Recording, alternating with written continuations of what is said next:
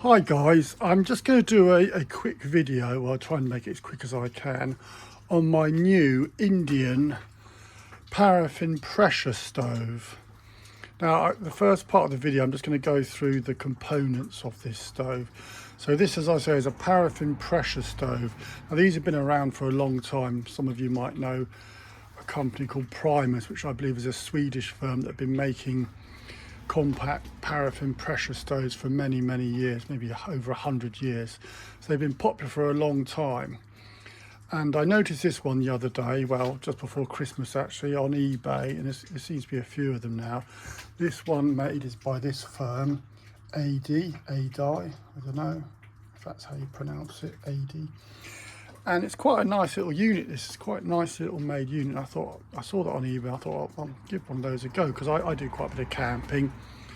And yeah, I've got a one of the American ones. I've forgotten the name of it now. It runs on petrol. Coleman. I've got a Coleman petrol stove, which runs well, and that's fine. But I quite fancy one of these old paraffin stoves. I had a Primus one a long time ago, and I lost it. So yeah, I quite like these. I've got a Tilly lamp up here somewhere. There's my old Tilly lamp. Need to fire that up sometime. That runs on the similar principles of pressurized paraffin. So I'll just go through the bits on this one quickly. That's the filler. It's where you put your paraffin or kerosene, depending what you want to call it. And on there, there's a little tap on there. Oops, just get that on. It's a bit difficult while I'm holding the phone. That just screws on there like that. There we go. I'll do that in a minute because I'm going to put some paraffin in it. That's got like a regulator on it too, so that will release the pressure so you can control the flame. It's got a rubber seal on it there. That'll control the flame, power of the flame. And here you have the pump, which you use to pressurize the tank. Let's take that off and show you quickly. Pull that out there, let's get that out. So it's just like a little rod with the seal on there. You pump that to create the pressure. I'll put that back on in a minute, it's difficult with one hand. And then here's the actual burner unit. So basically this runs by atomizing paraffin, but paraffin is quite a, it will not atomize that well in a cold state. It needs to be heated up. It's not that inflammable, paraffin. It's not like petrol, so that's why it's safer really. Paraffin is safe. It hasn't got such a high, it's not going to explode. But as a result, you do need to preheat the burner unit. So when you get that burner unit nice and hot, when the paraffin comes down that tube, it will then atomize through a little jet there. There's a little jet in there, and that's how you'll get your flame. You put one of these on there as well. That helps distribute the flame nicely. And then you can put your pan on there and cook whatever you want. That's basically in a nutshell anyway. That's just pretty simple. There's not much to it. That's the company there again. There's some instructions there. You get a load of washers and things with it. And you get these little tools here. There's one open here. It's got like a tiny little bit of thin wire on it. I don't know if you can see that. See that there? That's so you can clean the jets out. They give you a couple of spare jets. There's a one-way valve and a jet as well, because there's like a one-way valve in there, so the paraffin won't go back once it's pressurized going forward. They did forget to send me the spare seals for that, but I have contacted them. They're going to send me some more seals out. It's a pretty reliable firm. They're very good, and they reply to you, and they seem to be pretty good. I've got no problems with them, and I recommend this stove. Actually, I really recommend this. But we're going to get it up and running in a second, and you can see it working. So what I'm going to do next, I'm going to use methylated spirits to prime it. Now I tip the methylated spirits into there. There's a little bit of meths in there, and I light that up, and that will preheat that up. Then we can pump it up once we've preheated that, it'll just take over, you'll see. So I'll come back in a second and do that. I'm just going to get it ready and put the paraffin and get it ready. Right, so here we go. We've put the meths in there and it's just heating up the little tubes.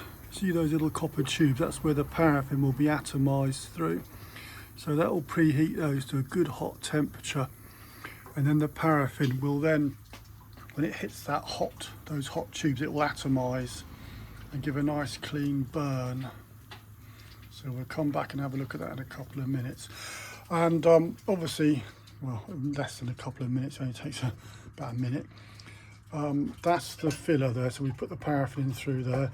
We've shut that valve off. That valve's shut off. That's our pump. We haven't pumped it up yet because we don't want the paraffin to go through yet, so that is unpressurized at the moment.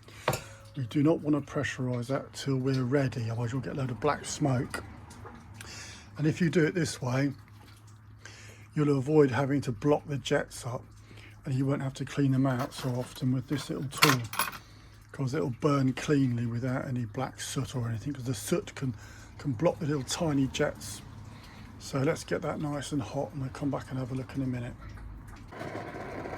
Right, so the meth is running out now, so we're going to give it a couple of pumps now with this, and the paraffin will take over now.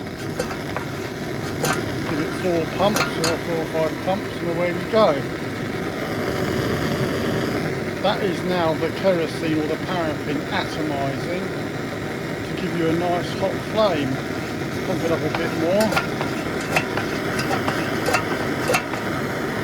There we go, look at that.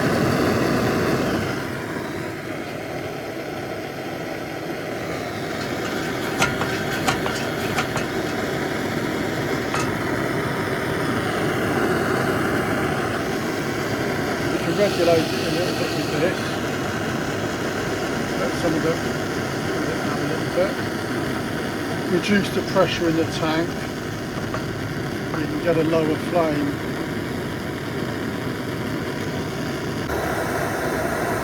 So there we go, that's looking good, isn't it? So then all you have to do is put your saucepan on there, or your pan or frying pan, and away you go.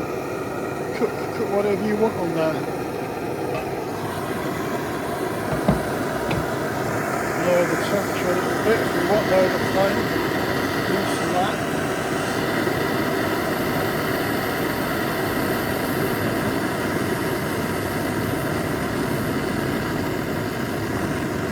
So that's lower. See how low you can go. All I'm doing is releasing the air pressure in that tank. You can hear that going quite a bit lower.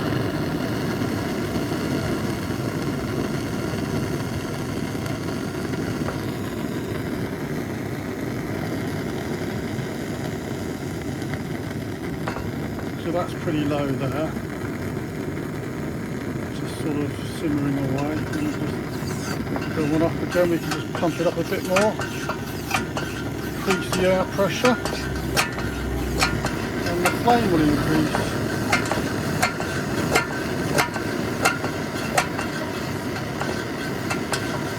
There we go.